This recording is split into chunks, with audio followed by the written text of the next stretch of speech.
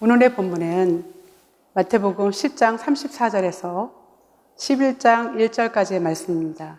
제목을 깨어 있읍시다 라고 한번 잡아봤습니다. 여러분도 묵상해서 아셨겠지만 굉장히 내용이 무겁고 힘든 내용이라 자칫 잘못하면 잠들 것 같으셔서 깨어 있으시라고 말씀드립니다. 10장 전체가 보내심에 관한 것으로 이 본문은 보내심의 결론과 더불어서 11장 1절 예수님의 갈릴리 사역의 출발을 선포하는 부분입니다. 이 본문의 중심 주제는 세상을 절대화시킨 자들, 네크라스, 죽은 자들과 주님을 따르는 자들, 천국이 자녀된 자들이 분명 나뉘고 있다는 것을 보여주고 있습니다.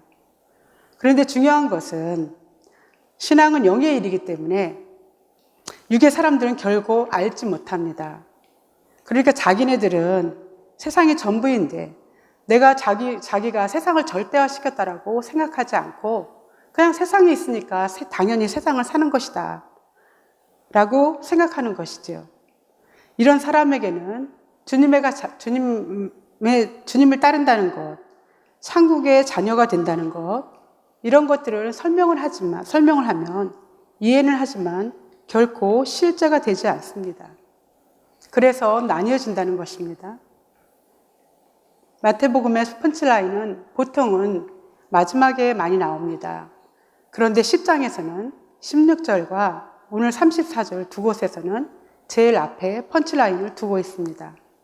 34절, 내가 세상에 화평을 주러 온 줄로 생각하지 말라. 화평이 아니요 검을 주러 왔노라. 이 말은 나로 말미암아 세상이 나뉘게 된다 하는 것입니다.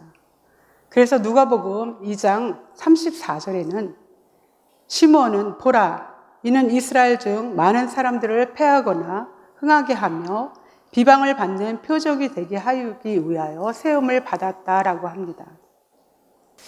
패함과 흥함이 나뉘어지게 되기 때문에 패하는 자들은 당연히 비방을 하겠지요. 예수님은 그 나님, 패함과 흥함의 나님을 위해서 세움을 받으셨습니다. 그래서 종교로 나눠지는 것이고 종교의 배척과 핍박을 받아서 십자가에 죽으시게 되는 것입니다. 또한 누가복음 12장 51절에서 53절까지 보면 내가 세상에 화평을 주러 온 것이 아니야. 분쟁케 하려 왔다. 그런데 그 분쟁은 가족에서부터 나뉘어진다. 가족조차도 나로 인해서 나누어진다라고 말씀하시는 것입니다. 다시 강조하면 나로 말미암아 세상은 영원히 나뉜다. 여기서 영원한 나눔이 갈라지는 것입니다. 영원한 구원, 즉 하나님과 하나됨을 선택해서 본질로 돌아갔으니 영원한 하나됨이고 영원한 단절을 절대화시켰기 때문에 영원한 단절이 되는 것이지요. 여기서 키는 예수 그리스도와 하나된 성도들과 단절된 종교인들의 나눔입니다. 이것을 마태복음에서는 계속 강조하고 있습니다. 예수 그리스도와 하나된 성도들은 그리스도와 접붙어서 하나님과 하나 되는 것이고 하나님의 생명과 하나 되는 것입니다. 그래서 성도들은 하나님의 권능, 하나님의 가슴, 하나님의 인격을 누리는 것입니다. 이것이 성도입니다. 교회당 다니는 사람이 성도 아닙니다. 35절에서 37절은 단절의 사람에게는 혈육이 전부다입니다. 혈육의 가족은 서로가 서로를 지킨다고 똘똘 뭉쳐서 서로 각자를 피어나게 해주지 못하고 너는 나에게 종속되고 너는 나에게 종속되어서 결국은 멸망의 사이클을 대대로 반복하는 생존의 사람들이 되는 것입니다. 35절, 내가 온 것은 사람이 아버지와 딸이 어머니와 며느리가 시어머니와 불화하게 하려 함이라. 사람의 원수가 자기 집안 식구니라. 옆에 원수가 계시면 한번 인사 좀 해주세요.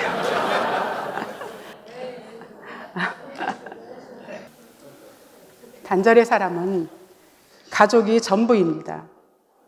가족을 위해서 쓰는 돈은 하나도 아깝지 않은데 가족 외에는 전부 다 손해라고 생각합니다.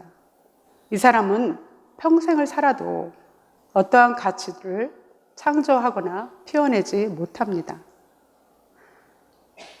그래서 가족이 전부인 사람과 주님과 하나 된 사람으로 이 세상은 나뉜다 하는 것입니다.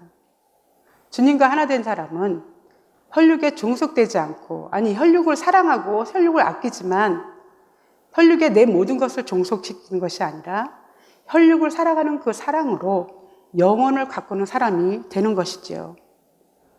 37절, 아버지 어머니를 나보다 더 사랑하는 자는 내게 합당치 아니하고 아들이나 딸을 나보다 더 사랑하는 자도 내게 합당치 아니하며, 여기서 더 사랑한다라고 표현되어 있는데요. 이 표현은 비교가 아닙니다. 내가 더 귀하니 네 아들과 딸이 더 귀하냐, 이런 것이 아니라 비교할 수 있는 상대가 아니라는 것입니다. 여기서는 절대를 말하고 있습니다. 가족보다 더 사랑하는 것이 있습니까? 가족보다 더 사랑하는 것이 있다면 그것이 나에게 절대입니다.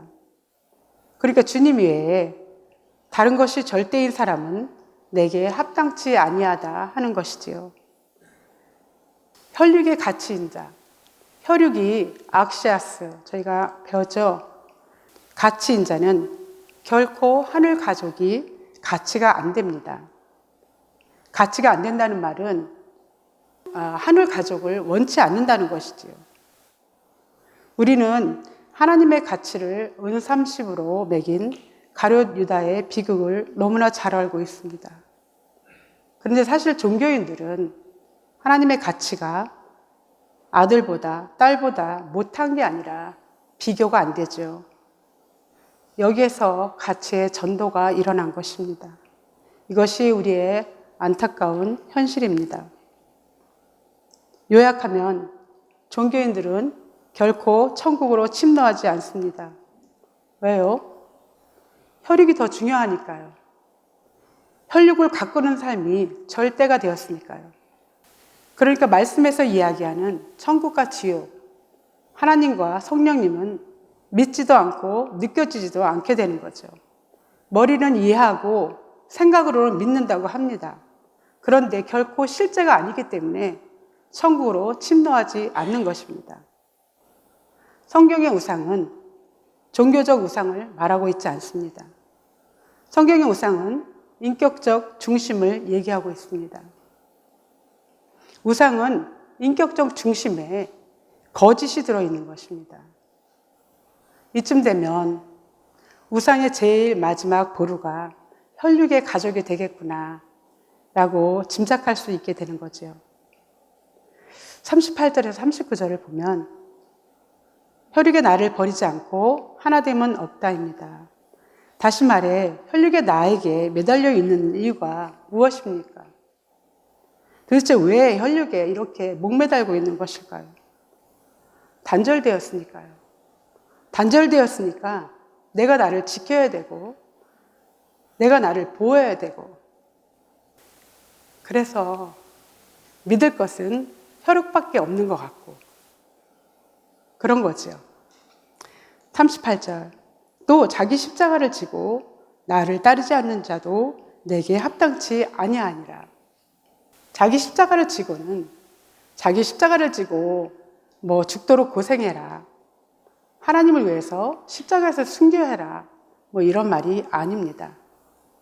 자기 십자가는 자기의 생명을 피우는 유일한 길입니다. 이 세상에서 하나님이 창조한 내가 피어나기 위해서는 받아야 될 고난과 받아야 될 도전이 있다는 것이지요.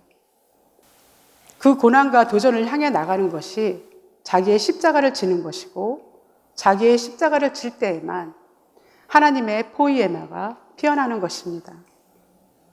하나님을 섬긴다는 것은 이런 것이에요. 나를 향한, 하나님을 향한 하나님의 뜻이 무엇입니까?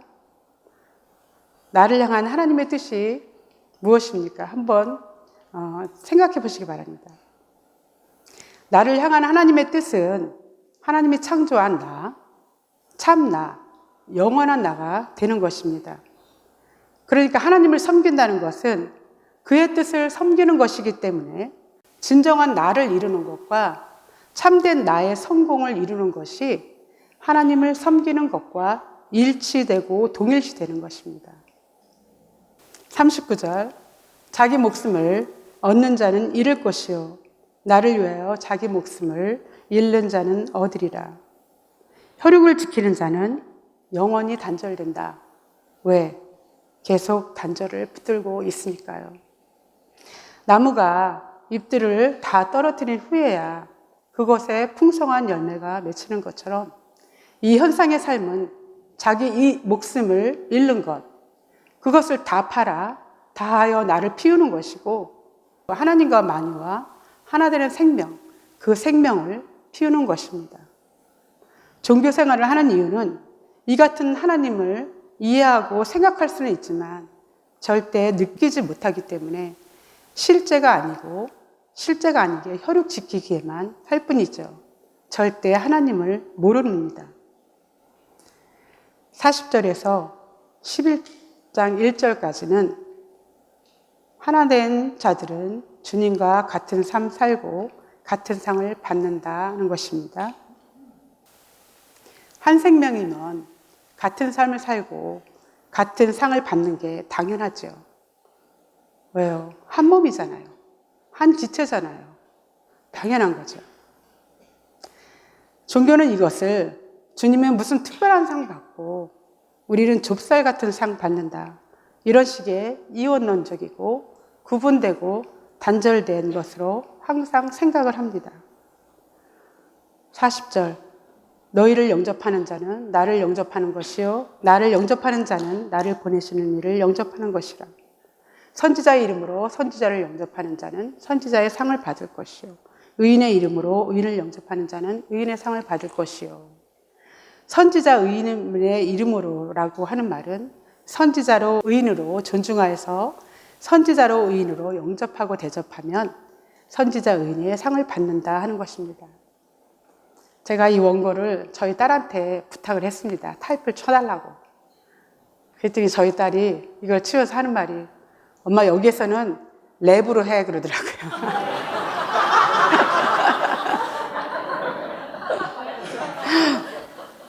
죄송하지만 저는 그런 퍼포먼스는 못합니다. 42절, 또 누구든지 제자의 이름으로 이 제자 중에 하나에게 냉수 한 그릇이라도 주는 자는 내가 진실로 너희에게 이르노니 이 사람이 결단코 상을 잃지 아니하리라.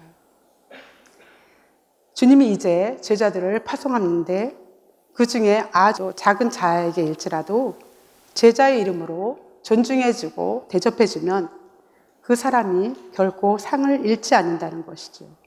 여기서 중심은 하나됨의 동일화입니다. 너희를 영접하는 자는 주님을 영접하는 것이고 주님을 영접하는 자는 하나님을 영접하는 것이다. 그러므로 이 작은 제자 하나 영접해도 하나님을 영접하는 것이니까 결코 상을 잃지 않겠지요. 핵심은 구원은 하나님과 하나 되는 것으로 하나님의 권능, 하나님의 가슴, 하나님의 인격을 살고 하나님의 상을 받고 하나님의 유업을 누리는 것이 구원입니다. 생명이 하나 되는 것이 구원입니다. 교회당 열심히 다니는 것이 구원이 아닙니다. 11장 1절, 예수께서 12제자에게 명하시기를 마치시고 이에 그들의 여러 동네에서 가르치시며 전도하시려고 거기를 떠나가시니라. 여기서 벌써 주님을 따르는 12제자와 그들의 여러 동네라고 하는 무리들이 나뉘어지고 있습니다. 9장 35절에 예수께서 모든 도시와 마을에 두루 다니사 그들의 회당에서 가르치시며 모든 병과 모든 약한 것을 고치시니라. 이 일들은 주님이 하신 일인데 이 일들은 제자들도 할 일입니다. 예수님께서 하신 이 일은 제자들도 해야 되기 때문에 10장 1절에서 권능을 주셨습니다. 이 말은 이 땅에 구원받은 자들, 즉 우리 성도들도 가야 될 길이라는 것입니다. 핵심은 하나님과 하나 된 구원받은 자들은 천국을 선포하기 위해서 보내심을 받은 자들입니다. 절대 혈육으로 세상 살게 하는 사람들 아닙니다. 하나님이 우리를 구원하셨죠. 그런데 그 구원받은 자가 이 땅에서 뭐 좀 더 잘 먹고 잘 입고 잘 사나 이런 거 걱정하고 있다면 그것은 하나님과 하나 된 자가 절대로 아닐 것입니다. 우리가 하나님의 구원을 받았다면 이제는 천국과 하나님, 생명을 알지 못하는 사람들을 향하여 증거하지 않을 수 없는 것이지요. 그 증거를 위해 보내심 받은 자로 이 땅을 사는 것입니다. 꼭 어디 가서 저 멀리 가서 우라잡이 콩고에 가서 복음 전해라 이런 건 잘 기억이 나요. 복음을 전해라 이런 거 아니고요. 내 삶의 중심이 나 잘 먹고 나 잘 사는 것이 아니라 하나님의 긍휼과 자비로 하나님의 나라를 살고 그 나라를 증거하기 위해서 사는 것입니다. 그것을 위하여 우리를 부르셨고 그것을 위하여 권능을 주셨고 보내셨습니다. 그것을 위하여 하나님이 우리와 함께 하신다는 것입니다. 정리합니다. 첫째, 주님께서 우리에게 우리의 가족 사랑하지 말라는 거 아니지요. 우리의 가족을 다 갈라놓게 한다는 것 아닙니다. 핵심은 가장 귀하고 가장 복된 것일수록 치명적인 유혹이 된다는 것입니다. 이것이 오늘 우리가 깨어 있어야 하는 이유입니다. 두 번째, 우리 혈육의 욕망이 하나님의 길을 막고 파괴합니다. 그렇지요. 저 아프리카에 있는 인권 문제 때문에 우리가 하나님 믿는 길이 막히지는 않습니다. 혈육에 대한 욕망 때문에 하나님을 믿는 길이 막히고 있는 것이지요. 그래서 로마서 8장 13절에 이렇게 써 있습니다. 함께 읽어보시겠습니다. 육체대로 살면 반드시 죽을 것이로되 영으로서 몸의 행실을 죽이면 살리니. 갈라디아서 5장 24절. 그리스도 예수의 사람들은 육체와 함께 그 정욕과 탐심을 십자가에 못 박아냅니다. 누가복음 18장 29절에서 30절 함께 하실게요. 내가 진실로 너희에게 이르노니 하나님의 나라를 위하여 집이나 형제나 부모나 자녀를 버린 자는 현세의 여러 배를 받고 내세의 영생을 받지 못할 자가 없느니라 라고 하시는 것입니다. 오늘의 말씀은 여기까지입니다. 여기서 끝났으면 저도 딱 좋고 여러분도 참 좋을 것 같은데 다음에 좀 재밌는 섹션이니까 즐기시기 바랍니다. 오늘은 죽은 시인의 사회라는 영화를 나눠볼까 합니다. 이 영화는 하나님교회 초기에 이학권 성도님이 여러 번 나눠주셔서 아마 다들 기억하고 계실 것입니다. 이 이야기는 웰튼 아카데미의 명문 사립고등학교에서 일어난 일입니다. 이 학교는 학생을 공부하는 기계로 만들고 성적이 모든 것인 학교입니다. 그래서 졸업생들 대부분 70% 이상이 아이리비거나 법대, 의대를 진학합니다. 성공에 대해서는 굉장히 우수하지만 존재에 대해서는 전혀 모르는, 학생들의 가슴은 전혀 느껴지지 못하는 그러한 학교입니다. 얼마 전 우리가 계시 만나기에서 이 세상의 중심 가치는 경쟁과 우열과 지배라고 했는데 그것이 전형적인 학교가 바로 이 학교지요. 전쟁에 이겨서 지배당하는 사람이 아니라 지배하는 사람이 된다.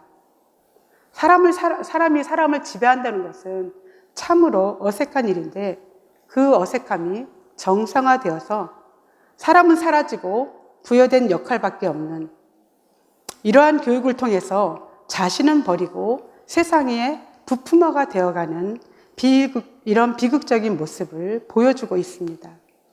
영화에서 새 학기가 시작되어서 새 영어 선생님이 오십니다. 그의 이름은 존 키링 선생님입니다. 이 선생님 역시 웰튼 아카데미를 졸업해서 영국 옥스포드에서 로즈 장학금을 받고 공부한 아주 우수한 수재입니다.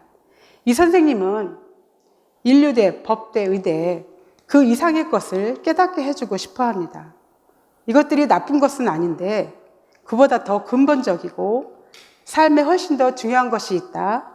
그것이 무엇이냐 하면 스스로 생각하고 주체적으로 선택하고 그에 따른 용기 있는 행동을 하는 거야 라고 말해줍니다.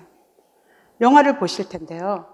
이 엄격한 학교, 첫 학기 첫 수업에 휘파람을 불며 나타나는 키링 선생님.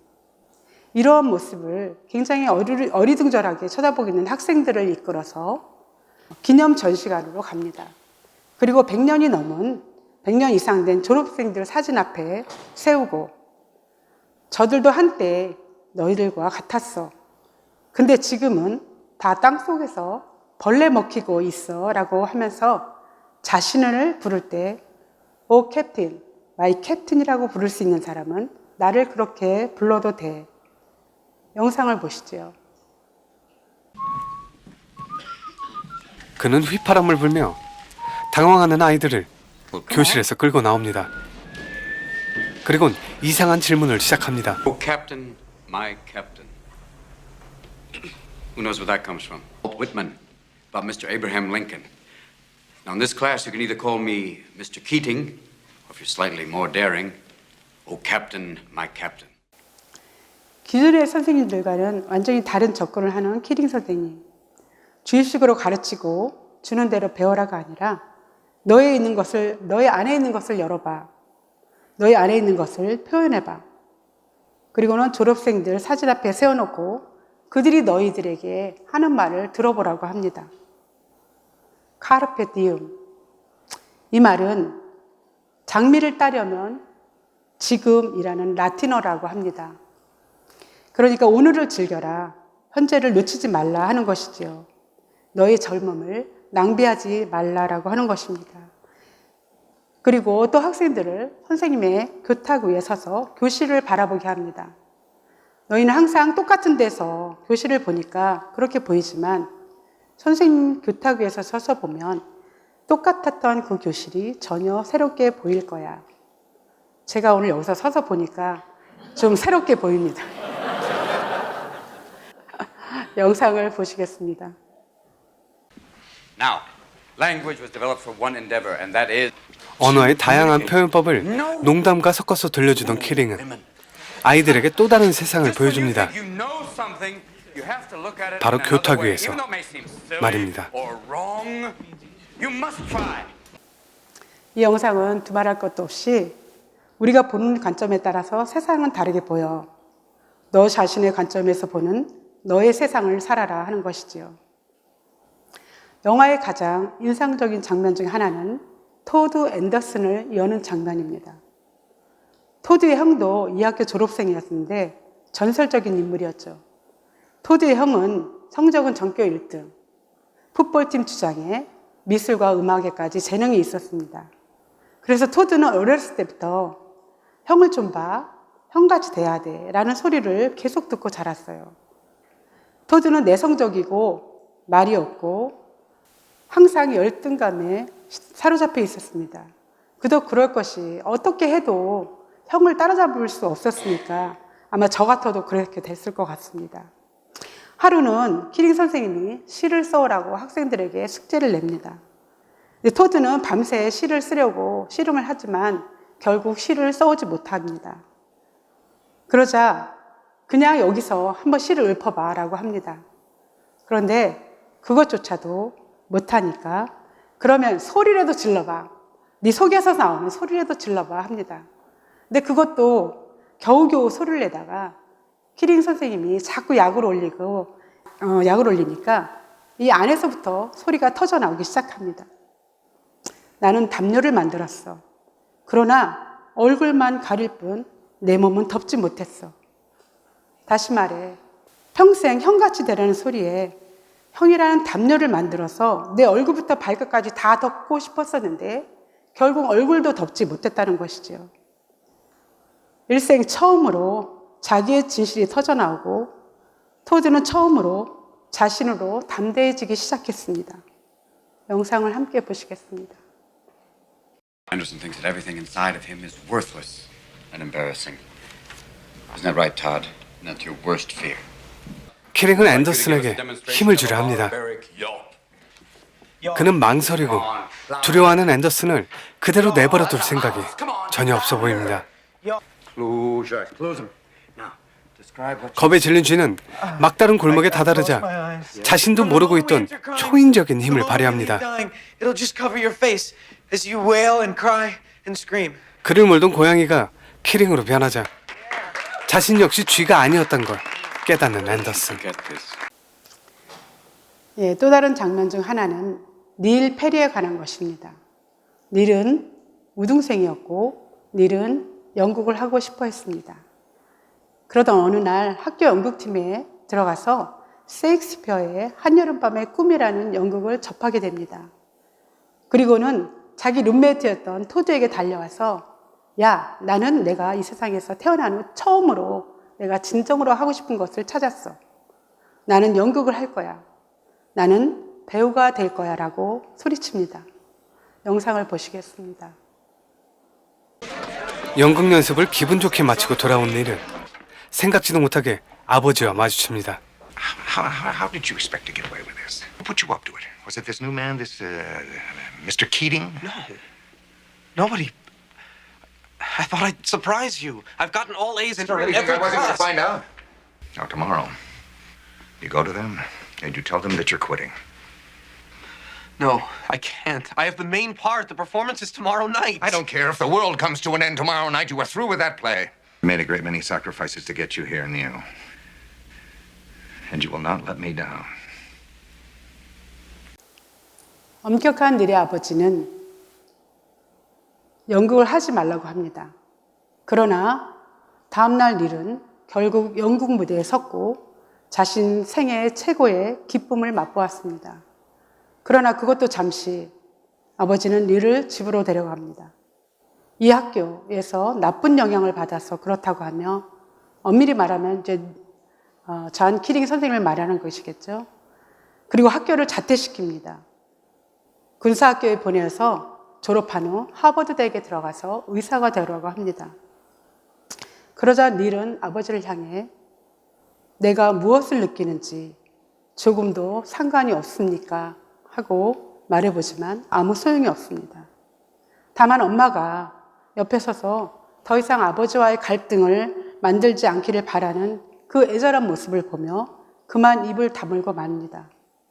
그리고 그날 밤에 자신이 그렇게 원했던 영국에서 썼던 아름다운 관을 쓰고 아버지의 총으로 자살을 함으로 영원한 침묵 속에 들어갑니다.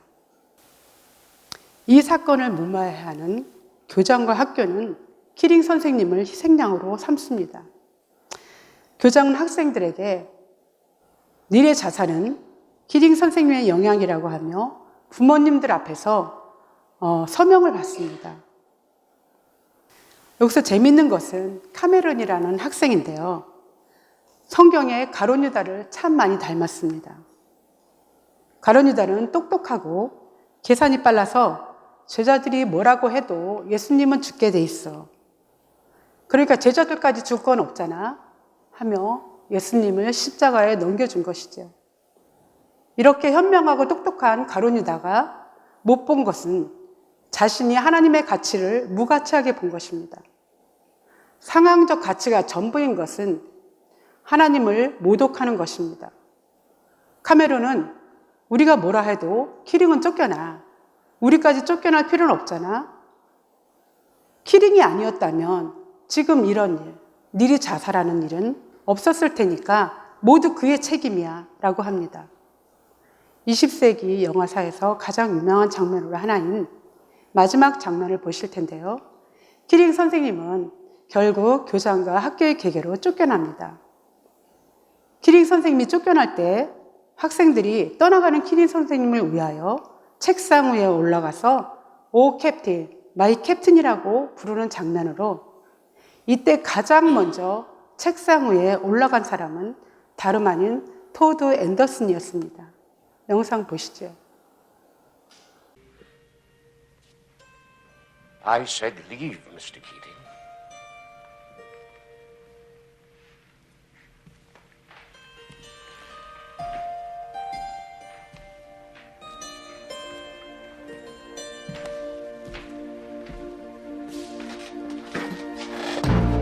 Captain, my captain. Sit down, Mr. Anderson. You hear me? Sit down. Sit down. This is your final warning, Anderson. How dare you? Do you hear me? Oh, Captain, my captain. Mr. Overstreet, I warn you. Sit down. Sit down. Sit down. All of you. I want you seated. Sit down. Leave, Mr. Keating.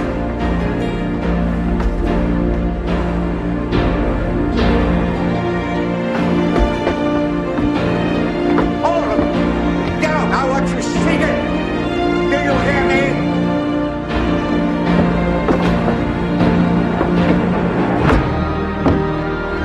Sit down.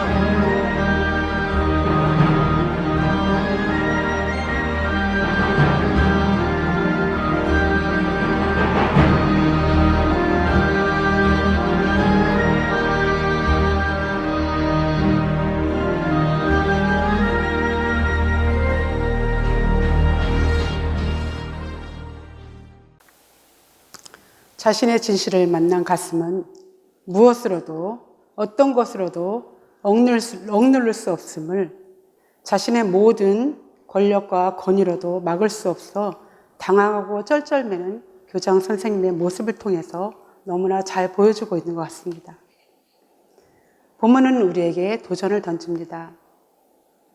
우리의 실제는 단절이어서 혈육에 집착하는 것 아닙니까? 주님을 위한 자식입니까? 자식을 위한 주님입니까? 스스로 점검해야 할 것입니다. 우리의 구원은 나의 나됨을 만난 진정한 행복이고 조금씩이라도 가꾸어져가는 하나님과 형제와의 사랑의 관계이고 열리고 통하는 하나됨의 통일 구원인데 이 구원은 결코 혈육의 가족으로부터 올 수 없습니다. 우리는 과연 생명이 싹트고 가꾸어져서 진정한 행복과 하나됨을 피우는 영적 가족을 세우는 천국을 침노하는 성도들입니까? 아직도 혈육을 위한 종교 생활을 하고 있지는 않습니까? 혈육의 가족을 지키는 돈, 영적 가족을 세우는 하나님과 말씀, 과연 우리의 중심의 절대는 어디에 있습니까? 다시 말해 어느 것 없이 살 수 없다고 느껴지십니까?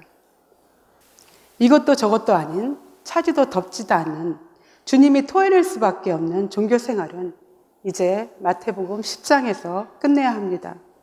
그리고 11장에서부터는 주님이 갈릴리 사역에 그 옛날 12제자와 120문도가 함께했던 것처럼 이제 우리도 함께하는 성도들이 돼야 될 것입니다. 여기서 잠깐 제 얘기를 하겠습니다. 여러분 저를 좀 봐주십시오. 아주 완벽하지는 않지만 그래도 제법 잘 가리고 왔죠? 한 12, 13년 전 아니면 그보다 1, 2년 더 전일 수도 있을 것 같아요. 어떤 그림 같기도 한 아니면 흑백 사진의 한 컷, 아주 옛날 흑백 사진의 한 컷이 같은 그런 영상 같은 그림을 한 컷 나누고자 합니다. 그 그림은 저의 기억으로 아주 굉장히 짧았습니다. 약 2, 3초 정도 되는 그런 정도였어요. 저는 어느 큰 동굴 앞에 동굴 입구 같은 곳에 서 있었습니다. 그런데 그 동굴에는 캄캄한 어둠이었습니다. 칠흑 같은 어둠이었는데요. 저는 그곳에서 빛이 있고 무슨 시선 같은 게 있다는 것을 느꼈습니다. 저는 그 앞에 서 있고 제 몸은 발가벗겨져 있었습니다. 그런데 그 캄캄한 어둠 속에 있는 그 빛 같은 것, 그 시선 같은 것이 저를 보고 있었는데요. 저를 보는 것이 아니라 마치 엑스레이가 제 몸을 촬영하듯 내 단전에 있는 어떤 것을 보고 있었습니다. 저도 그것을 보았습니다. 무엇인가 한 덩어리로 뭉쳐서 꿈틀꿈틀 조금씩 움직이고 있는 것이 보였습니다. 그것을 보는 순간 저는 알았습니다. 그것은 내가 지금까지 살면서 잘 감추어왔고 아주 그런 아닌 척, 또 좋은 사람인 척, 이런 척척했던 그런 거짓의 감정들의 집합체라는 것을 알았습니다. 아픔, 두려움, 미움, 원망, 시기, 염려, 근심, 피해의식, 낮은 자존감, 이런 것들의 합체라는 것을 알게 된 것이죠. 그 순간 제게 불이 임했습니다. 실제로 제 몸이 꼬리뼈에서부터 뜨거워지기 시작했어요. 그리고 그것이 엉덩이로, 등으로, 목덜미로, 얼굴과 귀까지 저를 뜨겁게 만들었습니다. 성령의 불이었으면 참 좋았겠죠. 수치심이었습니다. 저는 얼굴을 가리고 어디서 들어본 듯한 산하 높은 산하 무너져서 나의 수치를 가려다오 라고 말하고 있었습니다. 나의 현상으로, 나의 모든 것, 이 현상의 모든 것으로도, 아무 것으로도 나를 가릴 수 없을 때 나는 나의 진짜 모습을 본 것입니다. 저에게는 죽음과도 같았고 심판과도 같은 한 컷이었습니다. 근데 다행히 감사한 것은 하나님께서 그 깊은 수렁에서 저를 끌어내 주셨습니다. 그 이후 저는 나는 이런 것을 가지고 하나님 앞에 갈 수 없다. 나는 이것들을 가지고 내 아버지 앞에 설 수 없다. 라는 것이 제 가슴 깊은 곳에 새겨졌습니다. 단절의 수치로 영원할 것인지, 하나님과 하나 된 영광으로 영원할 것인지, 회색지대는 없습니다. 우리가 같이 기도하시겠습니다.